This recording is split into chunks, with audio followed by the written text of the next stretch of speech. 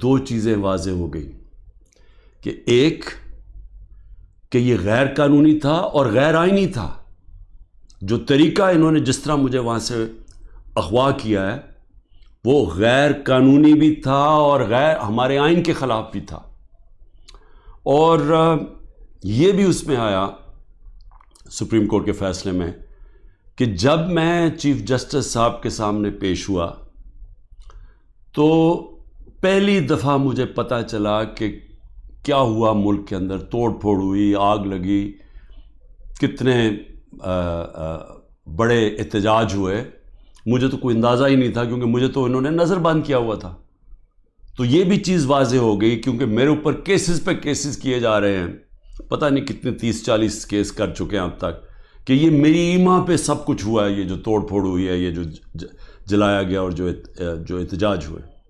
تو میں آج یہ سب سے پہلے کہنا چاہتا ہوں کہ اب اگر جو ملک کی سب سے بڑی عدالت کا فیصلہ آ گیا ہے کہ یہ غیر آئینی اور غیر قانونی طور پہ مجھے وہاں سے جس طریقے سے مجھے وہاں سے پکڑ کے لے کے گئے ہیں, جس طریقے سے انہوں نے شیشے توڑے رجسٹری آفس کے, وہاں کے سٹاف کو ڈنڈے مارے, ان کی کمپیوٹر اور اکوپمنٹ کو توڑا, میرے لوگوں کو جو گارڈز تھے ان کو مارا, وکیلوں کو مارا, مجھے سر پہ ڈنڈا لگا, اور پھر جس طرح ایک دہشت گرد اور مجرم کی طرح وہ جو کہ ملک کی سب سے بڑی پارٹی کا سربراہ ہے, ساری دنیا نے وہ پھر دیکھا جس طرح مجھے انہوں نے وہاں سے پکڑ کے لے کے گئے. اور پھر دنیا میں خبر کیا گئی کہ جی کرپشن کے اوپر عمران خان کو پکڑا. وہ آدمی جو اس ملک کی تاریخ کا سب سے زیادہ پیسہ اکٹھا کرتا ہے خیراتی پروجیکٹس کے لیے, جس کو یہ قوم سب سے زیادہ جس پہ اعتماد کرتی ہے اپنے پیسے سے, اس سے بڑا تو کوئی اعتماد نہیں ہے کہ جب لوگ اپنے پیسے سے کسی کو ٹرسٹ کرتے ہیں کہ انہیں پتہ ہے کہ ان کا پیسہ وہ امانت دار ہے, جس کو سپریم کورٹ نے پہلے صادق اور امین بھی کہا ہے, جس نے سارے پاکستان کے ایوارڈز جیتے ہوئے ہیں, جو 50 سال سے ساری دنیا کے اندر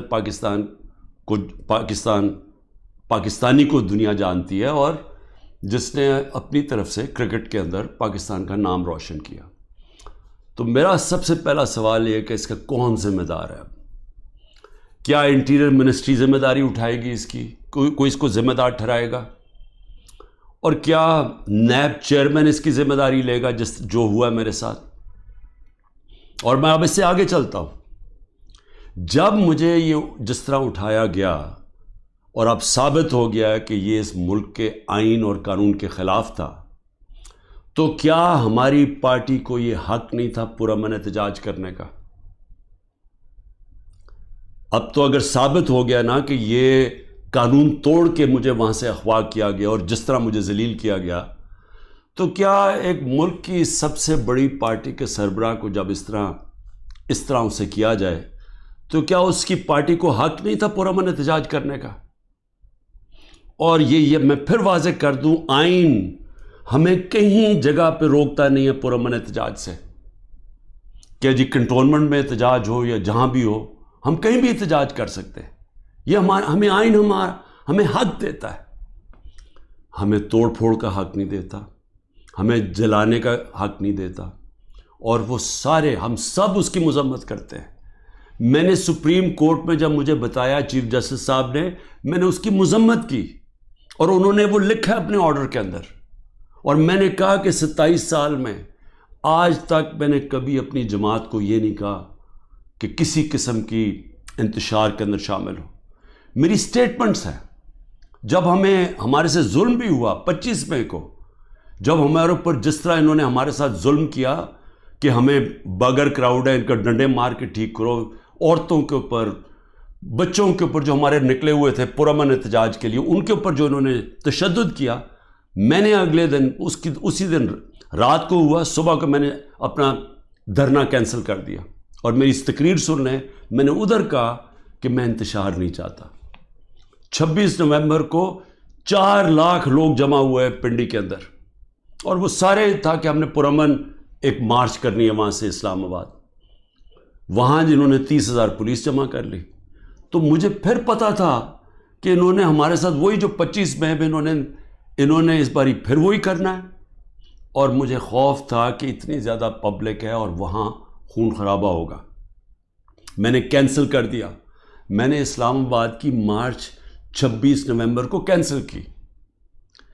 اور اس کے بعد یہاں 8 مارچ کو جب ہم پرامن ہماری الیکشن کی ریلی نکلنے شروع ہوئی، انہوں نے اس کے اوپر جب حملہ کیا، پھر وہ میں نے ریلی کینسل کی. میری تقریر ہے.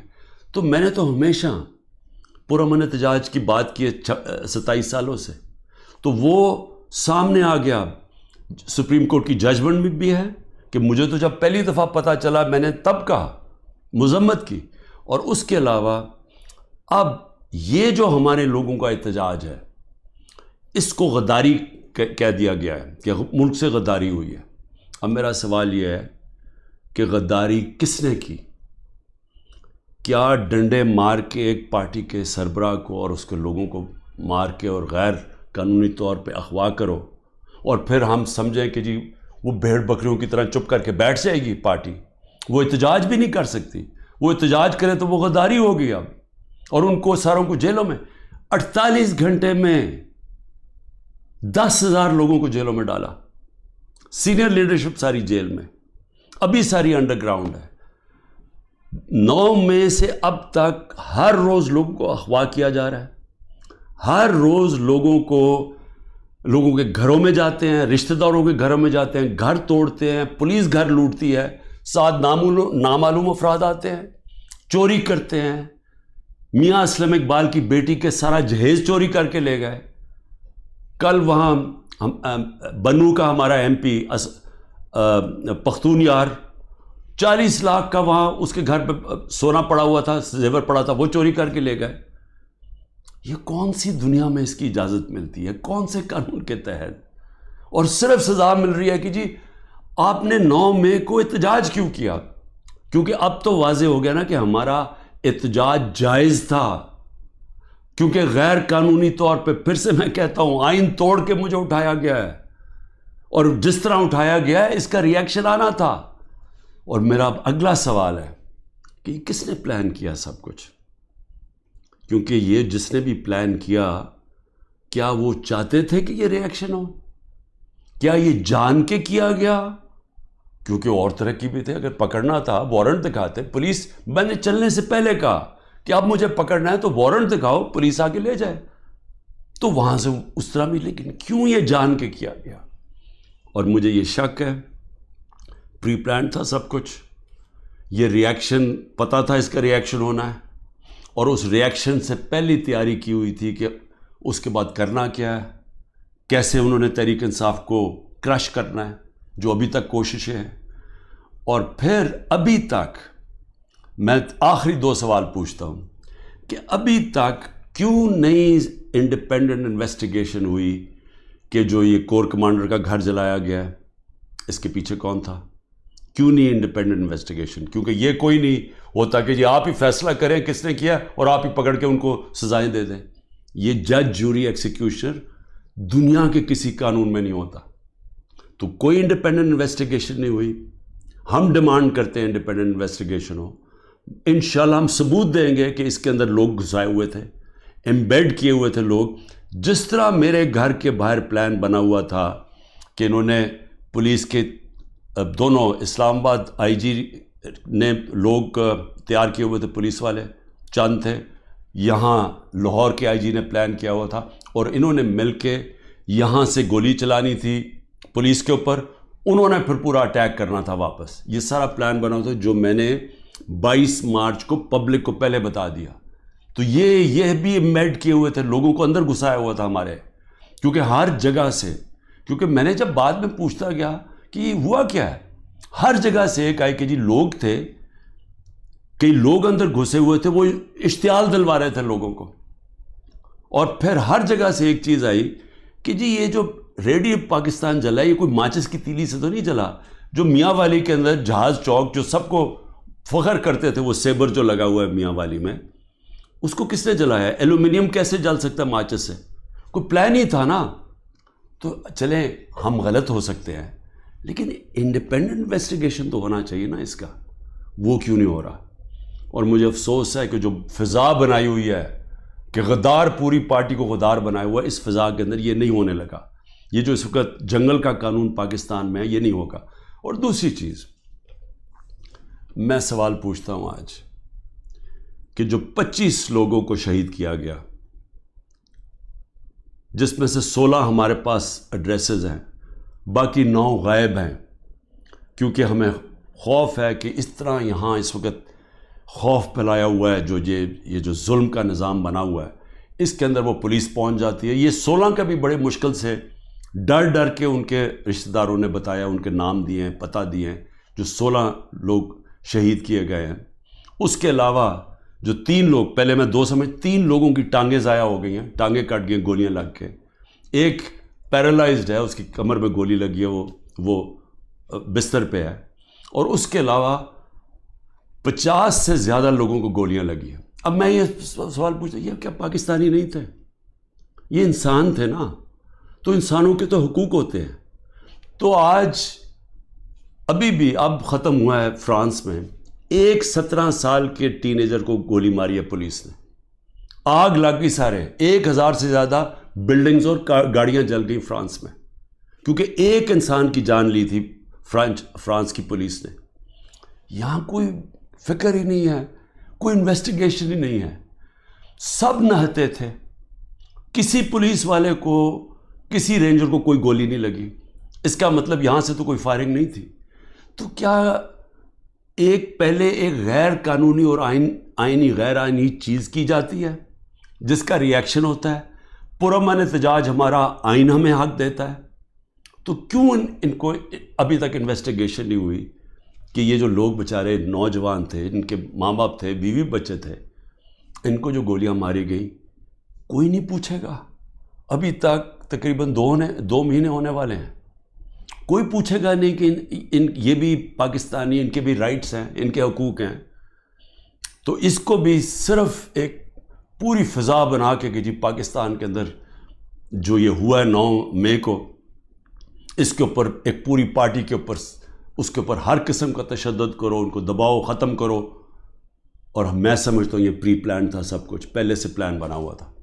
میں آخر میں یہ کہنا چاہتا ہوں کہ دیکھیں، میں پاکستان کی اب بات کر رہا ہوں، میں اپنی پارٹی کی بات نہیں کر رہا. یہ جو ظلم ہو رہا ہے ایک ملک کی سب سے بڑی پارٹی کو سازش کے تحت، کیونکہ الیکشن یہ پی ڈی ایم والے اب لڑ نہیں سکتے، ان سب کو خوف ہے کہ الیکشنز کے اندر انہوں نے ہار جانا ہے. تو یہ پوری سازش کا حصہ بنے ہوئے ہیں اور اسٹیبلشمنٹ کے ساتھ جان کے اسٹیبلشمنٹ کو ہمارے خلاف اور کر رہے ہیں، صرف اس لیے کہ یہ الیکشن میں پی ٹی آئی کو اسٹیبلشمنٹ ختم کرے پی ٹی آئی کو، تاکہ یہ چور پھر سے الیکشن جیت کے آ جائیں. اور ان کا کوئی انٹرسٹ نہیں ہے پاکستان میں. 14 مہینے میں انہوں نے پاکستان کو ادھر کھڑا کیا ہے کہ جو آج اگر کل ہم نے IMF کے ساتھ اس لیے ڈیفالٹ سے بچانے کے لیے اپنے ملک کو تباہی سے بچانے کے لیے، حالانکہ ہمارے پر ہر قسم کا ظلم ہو رہا ہے، ہم نے اس کے باوجود ان کی سٹینڈ بائی ایگریمنٹ کے ساتھ اس لیے گئے ہیں کہ ہمارا ملک بچ جائے. ان کو کوئی فکر نہیں ہے کیونکہ ان کے سارے پیسے باہر پڑے ہیں. تو میں آخر میں یہ کہنا چاہتا ہوں کہ جس کو بھی اس وقت پاکستان کی فکر ہے، جو اس وقت گیلپ کی سروے آئی ہے کہ ہر 5 میں سے 4 پاکستانی کہہ رہے ہیں کہ ہم غلط راستے پہ نکل گئے ہیں، یعنی پاکستانی میجورٹی جو 80% سے زیادہ پاکستانی کہہ رہے ہیں ہم غلط طرف نکل گئے ہیں، اس کے باوجود کوئی راستے میں کوئی کورس کریکشن نہیں ہو رہا. اور ہم صرف اور صرف ایک 1 پوائنٹ ایجنڈے پہ کہ جی کسی طرح پی ٹی آئی کو کرش کرو تو ملک کے مسئلے حل ہو جائیں گے. اور اس سے کس کو فائدہ ہو رہا ہے؟ کون ہیں وہ لوگ جو اس تباہی سے فائدہ اٹھا رہے ہیں؟ وہ میں آپ کو یقین دلاتا ہوں کہ وہ پاکستان کی اکثریت نہیں ہے. یہ تھوڑے سے لوگ ہیں جو قبضہ کر کے بیٹھے ہوئے ہیں وسائل پہ، جو قانون کے اوپر بیٹھے ہوئے ہیں، اور وہ صرف اور صرف چاہتے ہیں کہ ہمارا یہ جو قبضہ یہ برقرار رہے، ملک جائے بہاڑ میں، کیونکہ ان کے پیسے باہر پڑے ہوئے ہیں. پاکستان زندہ باد.